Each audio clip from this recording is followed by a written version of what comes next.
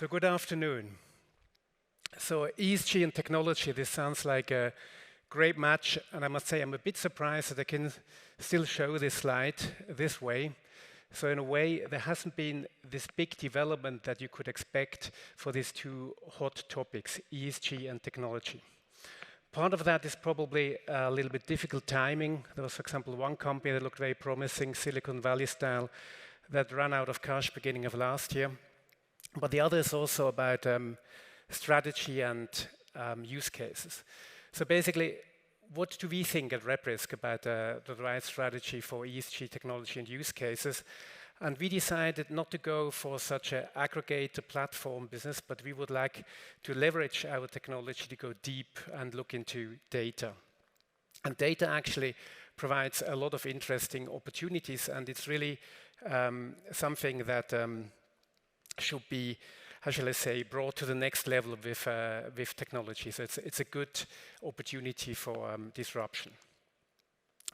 So when you ask the users of ESG data, what are the pain points, and you see them here on the left-hand side in yellow, and then some explanations in the other bubbles. So basically, what is the problem with ESG data as it's now?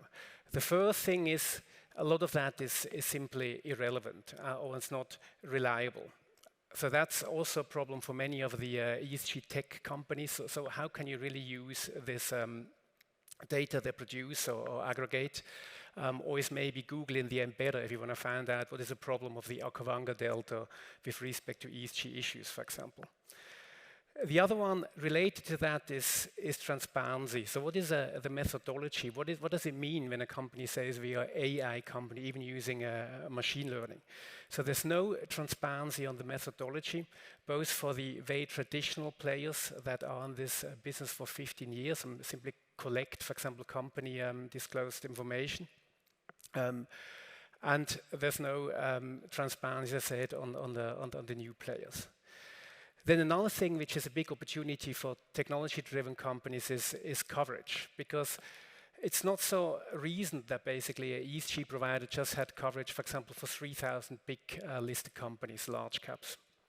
And coverage is still a problem. Think of, if you go back to the Okavango Delta, think of frontier markets, think of emerging markets, but also think of private companies.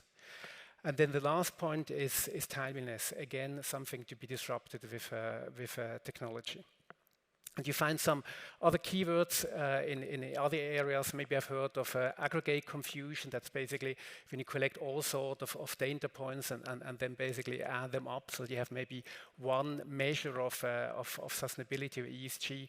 And that's, of course, impossible because for each investor, for each company, sustainability and ESG has another meaning.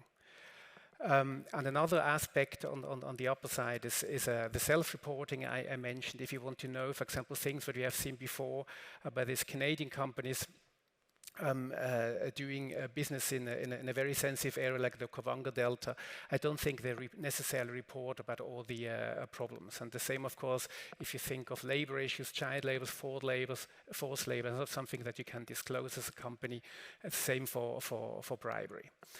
So for that reason, we see an opportunity in ESG data, and we have chosen that we focus very much on one thing, and that's ESG risks, because we believe this is where information is missing. You get a lot of information from companies themselves, but you don't have the risk part. So from our strategy, number one is focus.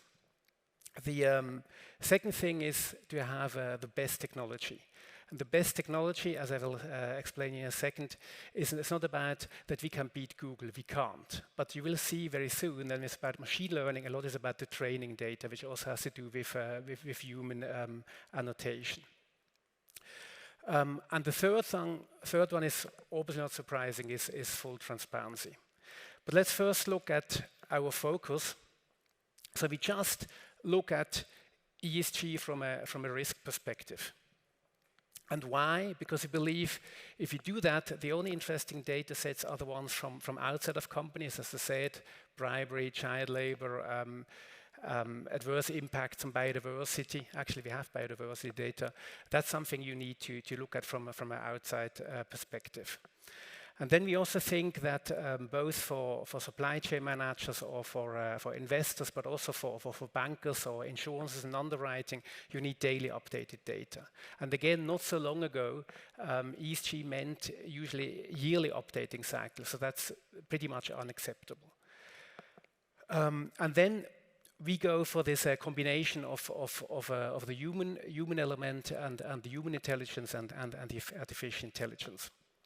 And that's one of the key things. So why do we marry the two things? Well, a large part of that is simply that we are lucky, because basically we started already in 2006 as a fully digital company.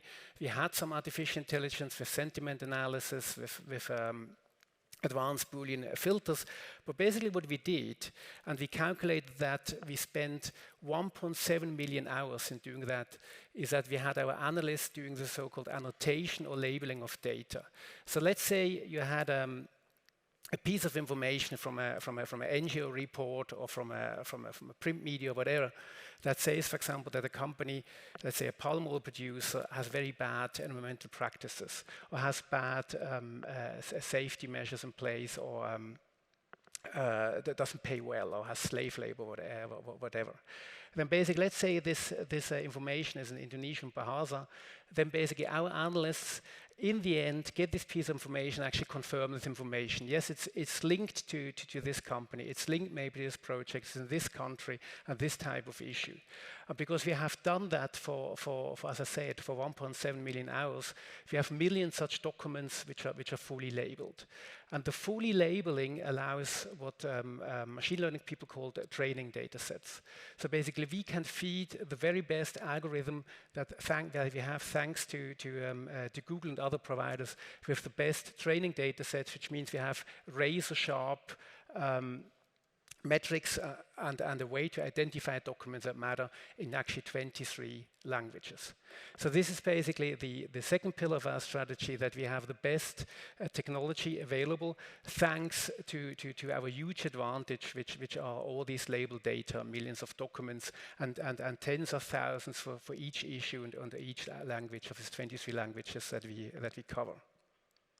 And what we cover is actually here, as I said, everything outside of the company, from regulators, from think tanks to social media. A lot of governmental agencies, if you think, for example, of China, where there are more than 4,000 environmental protection agencies at the local level, and we collect all these information on a daily basis.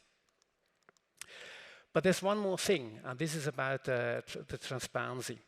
This example here are some of the metrics we do. We're not only a technology company in terms of machine learning and other ways of artificial intelligence, but we also build, thanks to data science, also some metrics. And all these metrics, but also the underlying points and methodology are fully available and to be played with on our website with Jupyter Notebooks. So this is the third part of our strategy. So again, focus on ESG risks. Secondly, advanced machine learning, and the third one, full transparency. And I don't think that any other company has gone for this full transparency. And in my opinion, that's the only way, basically, to really make progress on the ESG data side. We don't have much time left, but this is how our product looks like. One of our products, the platform, the analytical tool, which has basically a metric part, and then you see two examples of incidents. And what we do basically for each company on Earth, but also for infrastructure projects, we see what available information is there.